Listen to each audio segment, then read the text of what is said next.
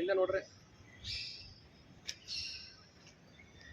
ಕಾಂಸ ಜಿಲ್ ಬೀಳ್ತಾನೆ ಒಳಗಡೆ ಹಾಕ್ಬಿಟ್ಟದಂತೆ ನಾನು ಸೆಂಟ್ರ್ ಜೈಲಲ್ಲಿ ಬಿಟ್ಟಿದ್ದು ಬಂದ್ರೆ ಸೆಂಟ್ರ್ ಜೈಲಲ್ಲಿ ಬಿಡಿಸ್ಕೊಂಡು ಬಂದಿದ್ದೀನಿ ಜಿಲ್ ಬೀಳ್ತಾ ಇದೆ ನಿಮ್ಮ ಕ್ಯಾಮ್ರಾ ಕಿತ್ಕೊಂತಾರಪ್ಪ ಸಾಕೇನಣ್ಣ ಬರೀ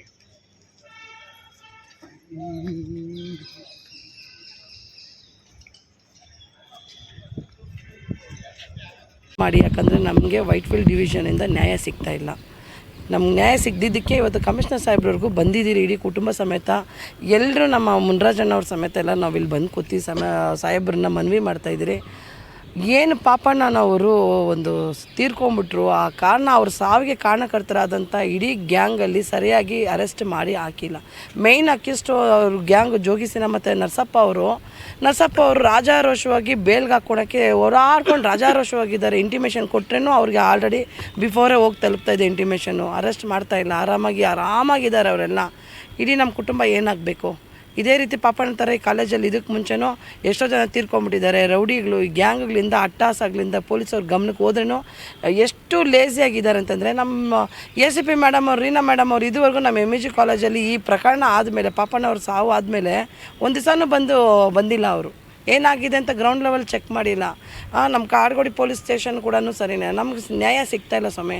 ಅದಕ್ಕೆ ನಾವು ACP ಮತ್ತು DCP ಸಾಹೇಬ್ರ ಗಮನಕ್ಕೂ ಹೋಗಿದ್ದೀರಿ, ಇದು ಕಾಡ್ಗೋಡಿ ಪೊಲೀಸ್ ಇನ್ಸ್ಪೆಕ್ಟರ್ ಗಮನಕ್ಕೂ ಹೋಗಿದ ಮೇಲೂ ನಮಗೆ ನ್ಯಾಯ ಸಿಗ್ತಾಯಿಲ್ಲ. ಅಕ್ಕಿಷ್ಟುಗಳು ರಾಜಾರೋಷಕ್ಕೆ ತಿರುಗ್ತಾ ಇದ್ದಾರೆ. ಪಾಪಣ್ಣ ಅವ್ರ ಸಾವಿಗೆ ನ್ಯಾಯ ಸಿಗ್ತಾಯಿಲ್ಲ. ಅದಕ್ಕೆ ನಮ್ಮ ಕಮಿಷನರ್ ಸಾಹೇಬ್ರ ಹತ್ರ ಬಂದು ಮನವಿ ಮಾಡ್ಕೊತಾ ಇದ್ರಿ, ದಯವಿಟ್ಟು ಸಾಹೇಬ್ರೆ ನಮ್ಮ ಕುಟುಂಬಕ್ಕೆ ನ್ಯಾಯ ಕೊಡಿಸಿ, ಪಾಪಣ್ಣ ಅವ್ರ ಸಾವಿಗೆ ನ್ಯಾಯ ಬೇಕು ಸಾಹೇಬ್ರೆ.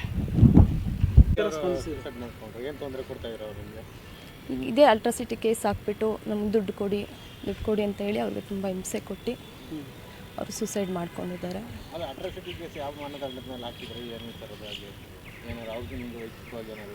ಇಲ್ಲ ಸರ್, ಆ ಥರ ಏನಿಲ್ಲ. ಹೀಗೆ ಅವರೇ ಬರೋದು, ಅಂಗಡಿಗಳ ಹತ್ರ ಬರೋದು, ಇಲ್ಲ ಅವರು ಗಾಡಿ ನಿಲ್ಲಿಸಿರೋ ಅಲ್ಲಿ ಬಂದು ಜಗಳ ಮಾಡೋದು, ಸುಮ್ಮನೆ ಜಗಳ ಮಾಡೋದು, ಮತ್ತು ಅವ್ರ ಮೇಲೆ ಅಟ್ರಾಸಿಟಿ ಕೇಸ್ಗಳು ಹಾಕೋದು, ದುಡ್ಡು ಕೊಡ್ರಿ ಅಂತ ಹೇಳಿ ದುಡ್ಡು ಕಿತ್ಕೊಳ್ಳೋದು, ಹೀಗೆ ಮಾಡ್ಕೊಂಡವ್ರನ್ನ. ಹಣ್ಣು ವ್ಯಾಪಾರ ಸರ್. ಅಂಗಡಿ ಇದೆ, 1-2 ಗಾಡಿ ಇದ್ದಾವೆ, ಹಣ್ಣುಗಳ ಗಾಡಿ. ಚನ್ಸಂದ್ರ ಹೇಳಿದ್ದೀವಿ, ಸರಿ ನ್ಯಾಯ ಕೊಡಿಸ್ತೀವಿ, ನಾವು ಇದು ಮಾಡ್ತೀವಿ ಅಂತ ಹೇಳಿದ್ದಾರೆ ಸರ್. ಅಲ್ಲೇನು ನಮ್ಗೆ ನ್ಯಾಯ ಸಿಕ್ಕಿಲ್ಲ ಸರ್. ಅವರೆಲ್ಲ ರಾಜಾರೋಷವಾಗಿ ಅವ್ರು ಓಡಾಡ್ಕೊಂಡೇ ಇದ್ದಾರೆ. ಒಂದು 5-6 ಜನ ಬಂಧಿಸಿದ್ದಾರೆ ಅಷ್ಟೇ, ಮಿಕ್ಕಿದವರೆಲ್ಲ ಬಿಟ್ಟಿದ್ದಾರೆ. ಅವ್ರು ಆರಾಮಾಗಿ ಓಡಾಡ್ಕೊಂಡೇ ಇದ್ದಾರೆ. ನಾವೊಂದು ಕಂಪ್ಲೇಂಟ್ ಹೋಲ್ಡರ್ ನಾನು ಅವತ್ತು. ಯಾಕಂದರೆ ಪಾಪ ಅನ್ಕಾನ್ಷಿಯಸ್ ಆಗಿ ಅವರು ನಮ್ಮ ಅಣ್ಣ ಸಡನ್ನಾಗಿ ಡೆತ್ ಆಗಿದ್ದು ನೋಡಿ ಅವ್ರನ್ನೂ ಕೂಡ ಸುಧಾರಿಸ್ಬೇಕಾಗಿತ್ತು ಪರಿಸ್ಥಿತಿ. ಹಾಸ್ಪಿಟ್ಲಲ್ಲಿ ಆಯಿತು, ಇಮಿಡಿಯೇಟ್ಲಿ ಇವ್ರನ್ನೂ ಅಡ್ಮಿಟ್ ಮಾಡಿದ್ರಿ ನಾವು. ಸೊ ಕಂಪ್ಲೇಂಟ್ ಹೋಲ್ಡರ್ ನಾನಾಗಿದ್ದರಿಂದ ಬರೋಬ್ಬರಿ ಅವ್ರ ಗ್ಯಾಂಗು 40 ಜನಕ್ಕೂ ಮೇಲೆ ಇದ್ದರು ಸರ್. ಬಟ್ ನಾನೊಂದು 20 ಜನಕ್ಕೆ ಹತ್ತತ್ರ ನಾನು ಕಂಪ್ಲೇಂಟ್ ಮೇಯ್ನು ಈ ರೌಡಿಗಳದ್ದು ನಮ್ಮ ಅಣ್ಣ ಯಾರ್ಯಾರ ಹೆಸರು ಪ್ರಸ್ತಾಪ ಮಾಡಿದ್ನೋ ಅವ್ರದ್ದೆಲ್ಲ ಕೊಟ್ಟಿದ್ದೆ.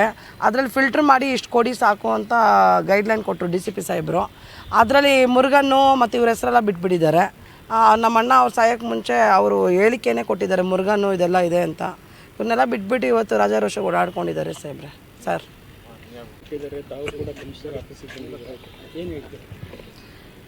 ಎಲ್ಲರಿಗೂ ಜೈ ಭೀಮ್ ಬಂಧುಗಳೇ. ನಾವು ಇವತ್ತು ದಲಿತರ ಪರವಾಗಿ ನ್ಯಾಯ ಸಿಕ್ಕಲಿ, ಅನ್ಯಾಯದ ಯಾರಿಗೆ ಅನ್ಯಾಯ ಆಗಿರ್ತದೋ ಅವ್ರಿಗೆ ಧ್ವನಿಗೂಡಿಸೋಕ್ಕೆ ನಾವು ಇವತ್ತು ಒಂದು ಫ್ರೀಡಮ್ ಪಾರ್ಕಲ್ಲಿ ಪ್ರೊಟೆಸ್ಟ್ ಇಟ್ಕೊಂಡಿದ್ವಿ. ಆ ಪ್ರೊಟೆಸ್ಟ್ ಇಟ್ಕೊಂಡಿರೋ ವಿಚಾರ ಏನಂದರೆ, ಕೆಲವು ಮುಖ್ಯವಾಗಿ ನಮ್ಗೆ ಅನ್ಯಾಯ ಆಗ್ತಾ ಇರೋದು ಗೃಹ ಇಲಾಖೆ, ಆಮೇಲೆ ಕಂದಾಯ ಇಲಾಖೆ, ಸಾರಿಗೆ ಇಲಾಖೆ, ಶಿಕ್ಷಣ ಇಲಾಖೆ, ಆಮೇಲೆ ಗ್ರಾಮೀಣಾಭಿವೃದ್ಧಿ ಮತ್ತು ಪಂಚಾಯತ್ ರಾಜ್ ಇಲಾಖೆ. ಇಷ್ಟು ಇಲಾಖೆಗಳಿಂದ ನಮಗೆ ದಲಿತರು ಭಾಳ ಸಮಸ್ಯೆಗಳಾಗ್ತಾಯಿದೆ. ಆ ಒಂದು ಸಮಸ್ಯೆಗಳಲ್ಲಿ ಮೇಯ್ನಾಗಿ ನಮಗಿರೋಂಥ ಸಮಸ್ಯೆ ಏನಂದರೆ, ನಮಗೆ ಪೊಲೀಸ್ ಇಲಾಖೆಯಲ್ಲಿ, ಗೃಹ ಇಲಾಖೆಯಲ್ಲಿ ಸಮಸ್ಯೆ.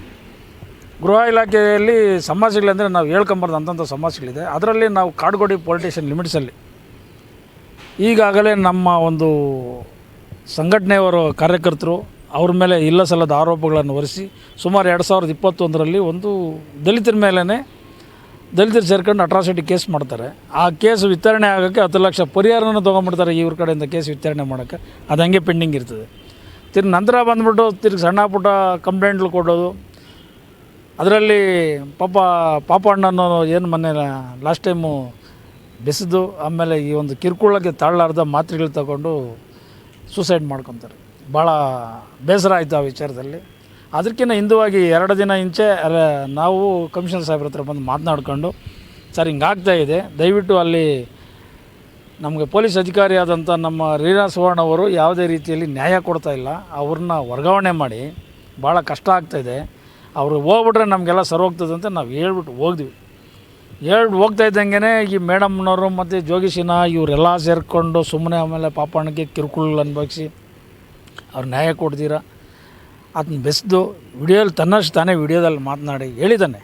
ಮೊದಲು ಇವತ್ತು ನಾನು ಇದೇ ಪ್ರಪಂಚನೇ ಬಿಟ್ಟು ಹೋಗ್ತಾಯಿದ್ದೀನಿ, ನನ್ನ ಫ್ಯಾಮಿಲಿ ಬಿಟ್ಟು ಹೋಗ್ತಾಯಿದ್ದೀನಿ, ನನ್ನ ತಂಗಿನ ಕಾಪಾಡಿ, ನನ್ನ ಹೆಂಡತಿ ಮಕ್ಕಳನ್ನ ಕಾಪಾಡಿ, ಪ್ರತಿಯೊಂದು ನನ್ನ ನ್ಯಾಯ ಕೊಡಿ ಅಂತೇಳಿ ನಾವ್ಯಾರು ಇದು ಹೇಳಿದವರಲ್ಲ ಆಜ್ಞೆ ತನ್ನ ಧ್ವನಿ ಸೊರಳಿಯಿಂದ ಮಾತನಾಡಿ, ಇದಕ್ಕೆಲ್ಲ ಮುಖ್ಯ ಕಾರಣ ನರಸಪ್ಪ ಮಾದಿಗ ದಂಡೋರ, ಅವ್ರ ಹೆಸರನ್ನು ಅವ್ರಿಗೆ ಹೇಳಕ್ಕೆ ಬರ್ದಿರೋ ಮಾದಿಗ ದಂಡೋರ ಅಂತ ಹೇಳವ್ರೆ. ಆ ಮಾದಿಗ ದಂಡೋರ ಅಂತ ಹೇಳಿದಕ್ಕೆ ಕೆಲವು ಅಲ್ಲಿರೋಂಥ ಈ ಸಂಘಟನೆಗಳಲ್ಲಿ ಹೋರಾಟನೇ ವಿಚಾರ ಗೊತ್ತಿಲ್ದಿರ ನಮ್ಮ ಮಾದಿಗರನ್ನೆಲ್ಲ ಬೈಕ್ ಅಂತಾರೆ ಮೇಡಮ್ ಅವರು ಅಂತಂತೇಳಿ ಹೇಳಿದ್ರು. ಅಂಥವ್ರಿಗೂ ಒಂದು ಕಿವಿ ಮಾತು ಹೇಳ್ತೀನಿ, ನಿಮಗೇನಾದ್ರೂ ಅಂಥ ಏನಾನ ನೀವು ವೈಯಕ್ತಿಕ ಮುನ್ರಾಜು ಮಾದಿಗ, ಬೇರೆ ವೆಂಕಟೇಶ್ ಮಾದಿಗ, ಶೋಭಾ ಮಾದಿಗ, ಬೇರೆ ಅಂಥವ್ರನ್ನೇನೋ ವೈಯಕ್ತಿಕ ಅವ್ರೇನು ಮಾತಾಡಿದರೆ ಮಾತಾಡಬೇಕು. ಈಗ ನೊಂದಿರೋದು ನಮ್ಮ ಮೇಡಮ್ಮವ್ರ ಕುಟುಂಬಸ್ಥರು, ಕಷ್ಟ ಆಗಿರೋದು ಯಾರಿಗೆ? ಪಾಪಣ್ಣವ್ರ ಕುಟುಂಬಸ್ಥರಿಗೆ. ಪಾಪಣ್ಣವ್ರ ಫ್ಯಾಮಿಲಿನ ಚೆನ್ನಾಗಿರಬೇಕು. ಈ ಅವಿವೇಕಿಗಳೇನ ಅವ್ರಿಗೆ ತೊಂದರೆ ಕೊಟ್ಟಿಲ್ಲ ಅಂದ್ರೆ ಆತನ ಯಾಕೆ ಸಾಯ್ತಾ ಇದ್ದ? ಬೇರೆಯವ್ರ ಮೇಲೆ ಯಾಕೆ ಇದೆಲ್ಲ ಕೇಸ್ಗಳಾಗ್ತಾಯಿತ್ತು? ಈ ಕೇಸ್ಗಳಲ್ಲಿ ವ್ಯವಸ್ಥಿತವಾದಂಥ ಏನು ನೀವು ಚಾರ್ಜ್ ಶೀಟ್ ಹಾಕ್ತಿರೋ ಆ ಆರೋಪ ಪಟ್ಟಿಯಲ್ಲಿ ವ್ಯವಸ್ಥಿತವಾದಂಥ ಸೆಕ್ಷನ್ಗಳಾಕಿ ಅವ್ರಿಗೆಲ್ಲರೂ ಪನಿಷ್ಮೆಂಟ್ ಹಾಕು. ಆಮೇಲೆ ಮೊನ್ನೆ ಯಾರು 2ನೇ ಆರೋಪಿಗಿದ್ದಾರೋ ನರಸಪ್ಪ ಅನ್ನೋರು, ಈಗ ಅವ್ರು ಮಾದಿಗ ದಂಡೂರದಲ್ಲಿ ರಾಜ್ಯಾಧ್ಯಕ್ಷರಾಗಿದ್ದು ಮಾದಿಗ ದಂಡೂರು ರಾಜ್ಯಾಧ್ಯಕ್ಷರು ಅಂತ ಹೇಳ್ತಾರೆ. ಅವರು ಮಾದಿಗ ದಂಡೂರಲ್ಲಿ ರಾಜ್ಯಾಧ್ಯಕ್ಷರಾಗಿ ಬರೀ ನರಸಪ್ಪನನ್ನೇ ಪ್ರಸ್ತಾವನೆ ಮಾಡ್ತಾಯಿದ್ರು. ಈಗ ನರಸಪ್ಪನ ಹಿಂಗೆ ಮಾಡಿದಾನೆ, ತಪ್ಪು ಮಾಡೋಣ ಅಂತೇಳಿ ನಾವು ಮಂದಾಕೃಷ್ಣ ಮಾದಿಗೆವರಿಗೆ ಹೋಗಿ ಮಾಹಿತಿ ಕೊಟ್ಟು ಬಂದಿದ್ದೀವಿ.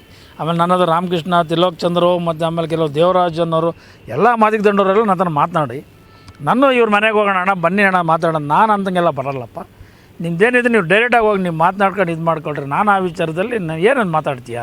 ನೊಂದಂಥ ಕುಟುಂಬಕ್ಕೆ ನ್ಯಾಯ ಕೊಡಬೇಕು. ಆರೋಪಿಗಳು ಬಂದಿಸಲಿ ಪೊಲೀಸ್ ಅಧಿಕಾರಿಗಳು, ಅವ್ರು ಬಂದಿಸಿದ ನಂತರ ಕುತ್ಕೊಂಡು ಆಮೇಲೆ ನೀವು ಮಾತಾಡ್ಕೊಳ್ರಿ. ಇದರಲ್ಲಿ ಶರಣಾಗೋಂಥ ಪ್ರಶ್ನೆ ನನ್ನಲ್ಲಿ ಬರೋಲ್ಲ. ನಾನು ಅಂಥ ಹೋರಾಟಗಾರ ಅಲ್ಲ. ಎಲ್ಲಿ ನೊಂದವ್ರ ನನ್ನ ಹತ್ರ ಬಂದಾದ್ಮೇಲೆ ನ್ಯಾಯ ಕೊಡೋದು ಅನ್ನೋದು ನನ್ನ ಒಂದು ಅಭಿಪ್ರಾಯ ಐತೆ. ಯಾವುದಕ್ಕೂ ನಾನು ಬರಲ್ಲ ಅಂತ ಒಂದು ವಿಚಾರ ತಿಳಿಸಿದ್ದೀವಿ. ಈ ವಿಚಾರದಲ್ಲಿ ಪೊಲೀಸ್ ಅಧಿಕಾರಿಗಳು ಕೆಲವು ಆರೋಪಿಗಳನ್ನ ಬಂದಿಸೋರೆ, ಕೆಲವು ಆರೋಪಿಗಳನ್ನ ಬಂದಿಸಿಲ್ಲ. ಈಗ ಸಾಹೇಬರು ಹೇಳಿದ್ದಾರೆ, ಇಮ್ಮಿಡಿಯೇಟ್ಲಿ ನಾನು ಅವ್ರನ್ನ ಯಾರು ಬಂದಿಸ್ಬೇಕು ಅದನ್ನು ವ್ಯವಸ್ಥಿತ ಮಾಡ್ತೀನಿ ಅಂತ ಹೇಳಿದ್ರೆ 1 ವಾರ ಗಡುವು ಕೊಡ್ತೀವಿ ಪೊಲೀಸ್ ಇಲಾಖೆಗೆ.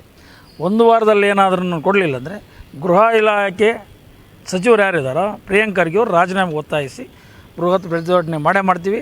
ಅಲ್ಲಿ ಇರೋಂಥ ACPಯರು ಇದುವರೆಗೂ ನಾವು ನೊಂದಂಥ ಕುಟುಂಬವ್ರ ಮನೆಗೆ ಹೋಗೊಂದು ಸ್ವಾಂತನ ಹೇಳಿಲ್ಲ. ನಾವು ಇದ್ದೀವಂದು ಧೈರ್ಯ ತುಂಬ್ತಾ ಇಲ್ಲ. ಒಬ್ಬ ಮಹಿಳೆಯರಿಗೆ ಹೇಳೋಕ್ಕಾಗಲಿ ಅಂತ ಒಬ್ಬ ACP ಪೊಲೀಸ್ ಆಫೀಸರ್ಸು ಏನು ಕಾಲಿರಬೇಕು? ಅದಕ್ಕೆ ನಾನು ಕಮಿಷನರ್ ಸಾಹೇಬ್ರಿಗೆ ಹೇಳ್ತೀನಿ, ಗೃಹ ಸಚಿವರಿಗೂ ಗಮನಕ್ಕೆ ಹೋಗ್ತೀನಿ, ಇಮಿಡಿಯೇಟ್ಲಿ ರೀನಾ ಸುವರ್ಣ ಅವ್ರನ್ನ ವರ್ಗಾವಣೆ ಮಾಡಿ ಅವರ ಒಂದು ಅಕ್ರಮ ಆಸ್ತಿಪಾಸ್ತಿಗಳನ್ನು ಏನು ಮಾಡಿದಾರೆ ಅಂದೆಲ್ಲ ಸರ್ಕಾರ ತನಿಖೆ ಕೈಗೊಂಡು ಇಮಿಡಿಯೇಟ್ಲಿ ಅವ್ರಿಗೊಂದು ಪನಿಷ್ಮೆಂಟ್ ಆಗಬೇಕಂತ ಒಂದು, ಇಮಿಡಿಯೇಟ್ಲಿ ಯಾರ್ಯಾರು ಆರೋಪಿಗಳನ್ನ ಬಂಧಿಸಿಲ್ಲ ಅವ್ರನ್ನೆಲ್ಲ ಬಂಧಿಸಿ ಕ್ಲೀನಾಗಿ ನ್ಯಾಯ ಕೊಡಬೇಕು ಒಂದು. ಮತ್ತು ನಂತರ ಬಂದುಬಿಟ್ಟು ಕೆಲವು ಶಿಕ್ಷಣ ಇಲಾಖೆಗಳಲ್ಲಿ ಮಿಸ್ಯೂಸ್ ಮಾಡ್ಕೊತಾ ಇದ್ದಾರೆ, ಅದಕ್ಕೆಲ್ಲ ಮನೆಗಳು ಕೊಟ್ಟಿದ್ದೀವಿ. ವ್ಯವಸ್ಥಿತವಾಗಿ ಕೆಲಸ ಆಗಬೇಕು. ಪಂಚಾಯತ್ ರಾಜ್ ಇಲಾಖೆಯಲ್ಲಿಯೂ ಸಹ ದಲಿತರಿಗೆ ಭಾಳ ಅನ್ಯಾಯಗಳಾಗ್ತದೆ, ಅದನ್ನು ಸರಿಪಡಿಸ್ಬೇಕು. ಎಲ್ಲ ವಿಚಾರದಲ್ಲಿ ಇವತ್ತು ಹೋರಾಟದ ಮೂಲಕ ನಾವು ಮನವಿ ಕೊಟ್ಟಿದ್ವಿ. ಈಗ ಮನವಿಗಂತ ನ್ಯಾಯ ಸಿಗಬೇಕು. ನ್ಯಾಯ ಸಿಕ್ಕಿಲ್ಲ ಅಂದರೆ ಇದಕ್ಕಿಂತ ಹೆಚ್ಚಾಗಿ ನಾವು ಮುಂದಿನ ದಿನಗಳಲ್ಲಿ ಹೋರಾಟಕ್ಕೆ ಒಂದು ಕರೆ ಕೊಡ್ತೀವಿ. ಅದರಲ್ಲಿ ನಮ್ಮ ಮುರುಗೇಶ್ವರು ಇದ್ದಾರೆ, ಇನ್ನೂ ಹಲವಾರು ನಮ್ಮ ಸಂಘಟನೆ ಕಾರ್ಯಕರ್ತರು ಬಂದವರೆ, ಪ್ರಭಾಕರ್ ಸರ್ ಬಂದವರೆ, ಲೋಕೇಶ್ ಸರ್ ಬಂದವರೆ, ಶೋಭಾ ಮೇಡಮು, ವರಲಕ್ಷ್ಮಿ ಅವರು, ಇನ್ನೂ ಹಲವಾರು ನಮ್ಮ ಸಂಘಟನೆ ಕಾರ್ಯಕರ್ತರೆಲ್ಲ ಬಂದವರೆ. ಅವ್ರನ್ನ ನಾವು ಇರ್ತೀವಿ, ಯಾವುದಕ್ಕೂ ಭಯ ಪಡೋಕ್ಕೆ ಹೋಗ್ಬೇಡ್ರಿ. ಏನೋ ಒಂದು ಸಣ್ಣದಾಗಿದೆ, ಮುಂದಿನ ದಿನಗಳಲ್ಲಿ ಅವ್ರ ಮಕ್ಕಳ ಭವಿಷ್ಯಕ್ಕೆ ಅವ್ರ ಫ್ಯಾಮಿಲಿ ಭವಿಷ್ಯಕ್ಕೆ ನಾವು ಹಿಂದೆ ಇರ್ತೀವಿ ಅಂತ ಹೇಳ್ತಾ ನಮ್ಮ ಮಾತು ವಿರಾಮ ಹೇಳ್ತಾಯಿದ್ದೀನಿ. ನಮ್ಮ ಹೆಸರು BR ಮುನಿರಾಜು, ರಾಷ್ಟ್ರೀಯ ಅಧ್ಯಕ್ಷರು.